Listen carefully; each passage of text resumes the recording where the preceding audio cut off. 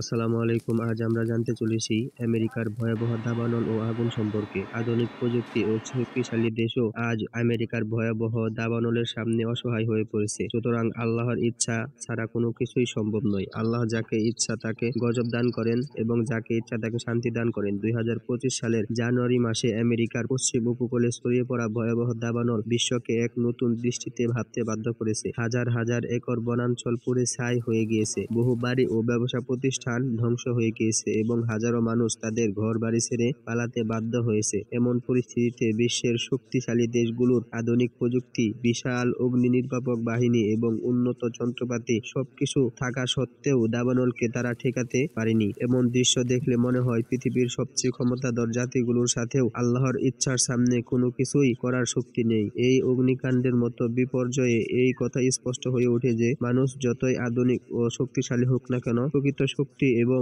নিয়ন্ত্রণ শুধুমাত্র আল্লাহর হাতে। বিশ্বের প্রতিটি উন্নত দেশ, প্রতিটি আধুনিক প্রযুক্তি এবং প্রতিটি শক্তিশালী বাহিনী যখন এই ভয়াবহ দাবানলকে নিয়ন্ত্রণে আনতে ব্যর্থ হচ্ছে, তখনই আমাদের মনে রাখতে হবে যে সকল শক্তি ও ক্ষমতার উৎস একমাত্র আল্লাহ। আল্লাহ যাকে ইচ্ছা সাহায্য করেন এবং যাকে ইচ্ছা কঠিন পরীক্ষার মধ্যে ফেলেন।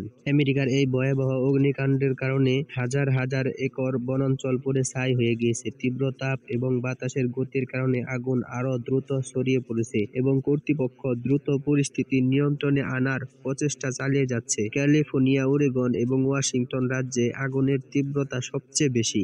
বিশেষজ্ঞরা বলেছেন, জলবায়ু পরিবর্তনের কারণে তাপমাত্রা বৃদ্ধি এবং বৃষ্টিপাত কমে যাওয়ার ফলে আগুনের ভয়াবহতা বেড়েছে। বর্তমানে অন্তত হাজার মানুষ তাদের ঘরবাড়ি ছেড়ে পালাতে বাধ্য হয়েছে। এদিকে অগ্নি নির্বাপক বাহিনী হাজার চেষ্টার পরও আগুন নিয়ন্ত্রণে আনতে পারেনি। কর্তৃপক্ষ জানিয়েছে, দাবানলে অন্তত 20 জনের মৃত্যু হয়েছে। আরও অনেকেরই মৃত্যুর আশঙ্কা রয়েছে এবং অনেকে নিখোঁজ রয়েছে। আশ্রয় কেন্দ্রগুলিতে হাজার হাজার মানুষ আশ্রয় নিয়েছে, কিন্তু খাদ্য সংকট ও পানীয় এবং চিকিৎসার সরঞ্জামের সংকট রয়েছে। এমন পরিস্থিতিতে স্থানীয় প্রশাসন এবং ফেডারেল সরকার একত্রে দ্রুত ত্রাণ কার্যক্রম চালিয়ে যাচ্ছে। প্রেসিডেন্ট যুক্তরাষ্ট্রের নাগরিকদের আশ্বস্ত করেছেন যে সব ধরনের সহায়তা প্রদান করা হবে এবং পরিস্থিতি দ্রুত নিয়ন্ত্রণে আনা হবে। তদুপরি আশপাশের রাজ্যগুলোও সাহায্যের হাত বাড়িয়ে দিয়েছে। এই বিপর্যয় আমেরিকার জন্য এক গুরুত্বপূর্ণ সতর্কবার্তা হয়ে দাঁড়িয়ে আছে, যা জলবায়ু পরিবর্তন এবং তার প্রভাবের আরও এক দৃষ্টান্ত। বিশেষজ্ঞরা বলেছেন, যদি এই প্রবণতা অব্যাহত থাকে তবে ভবিষ্যতে এমন ঘটনা আরও বাড়বে। বর্তমানে তদন্ত চলছে এবং আগুনের সূত্র অনুসন্ধানে একাধিক দলে কাজ করছে কর্তৃপক্ষ। একে একে উদ্ধার কাজ, ত্রাণ এবং পরবর্তী পরিকল্পনা নিয়ে সরকার দ্রুত